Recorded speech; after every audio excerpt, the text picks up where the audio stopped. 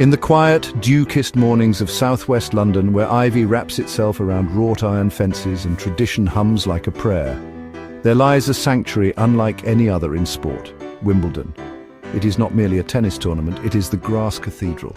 And every summer, its emerald courts summon the faithful champions, challengers and dreamers alike, all drawn to this sacred ground not only to compete, but to become. Since 1877, Wimbledon has stood as the oldest and most revered temple in tennis. It began humbly, just a croquet club with 22 competitors, but has grown into a global pilgrimage, a holy site where legends are not only made but immortalized. Federer's grace, Serena's fire, Djokovic's resilience, each left echoes in these blades of grass. Yet what defines Wimbledon isn't just the names etched on silver cups, it's the unshakable traditions that hold the tournament together like sacred scripture. All-white attire symbolizing purity and humility before the game, strawberries and cream over £112,000 served each year, a sweet nod to nostalgia. The royal box, watching quietly as history unfolds below. Here, even the trophies, the gentleman's silver gilt cup and the lady's rosewater dish, carry not just prestige, but meaning. But Wimbledon isn't just spiritual, it's tactical warfare. Its surface, a meticulously maintained layer of 100% perennial ryegrass cut to exactly 8 millimeters, lives and breathes beneath a player's feet. Grass isn't neutral, it's a cunning adversary. The ball skids, bounces low and disappears like a whisper. Reactions must be faster, decisions sharper, instincts honed. GPS-guided mowers, loam-blended soil and moisture sensors maintain it, but the court always has the last word.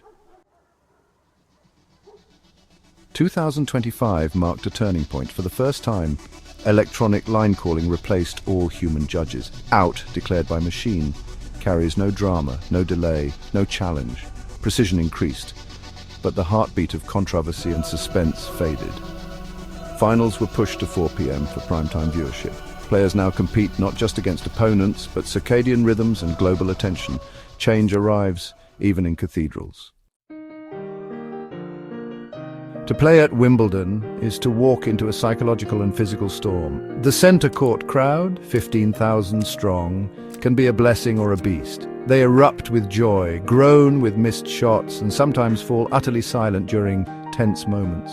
The atmosphere tightens your chest and quickens your pulse. Grass is merciless, rallies are short, rhythm elusive, rain halts momentum, and by week 2 the baselines wear thin into dusty trenches.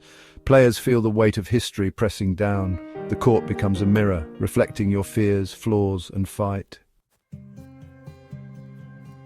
To survive Wimbledon, you don't overpower it, you outthink it. Train your senses. Run barefoot in practice to learn the feel of slick morning grass versus dry afternoon turf. Listen for the hiss of a slice. Watch the spin, smell the rain. Let your body memorize the truth of the surface. Play smart, not just hard, slice often. Avoid exhausting topspin duels. Get to the net. Volleying ends points quickly and conserves energy. Serve with intent. Surprise with underarm deliveries. Use every tool. Conserve emotion. When chaos rises, breathe, inhale 4, exhale 6, and center yourself again. Fuel like a warrior. Oats and berries pre-match. Banana, spinach, chia smoothies mid-match. Salmon and cherry juice post-match. Every bite is fuel, every sip strategy. Wimbledon's beauty? Well, it favors no one. Seeds fall, unheralded players rise. Jasmine Paolini reached the final in 2024. Berrettini shocked favourites in 2025. Here, chaos is the great equalizer. The surface doesn't care about your ranking. It respects only your willingness to believe. Study warm-ups. Find weaknesses. Attack with joy. Trust your instincts. Play like you have nothing to lose, because that's when grass gives you everything.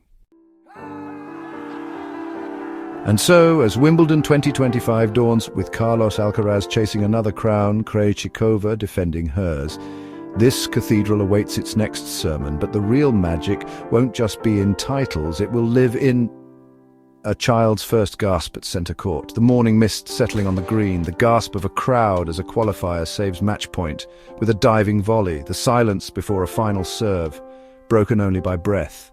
This is where tradition and transformation collide, where sweat meets soul, where victory is both physical and poetic. Wimbledon is not just a tournament, it is a calling. To walk onto this grass is to accept its challenge. Can you play with intelligence, grace and heart under the weight of history? Can you turn nerves into rhythm, pressure into poetry? The champions don't just win here, they endure. They evolve, and when they lift that trophy, they don't just hold a cup. They hold the culmination of every drop of sweat and every whispered prayer in the Grass Cathedral. So lace up, step forward, and let your game write the next verse, because here on sacred grass, legends are not told, they are made.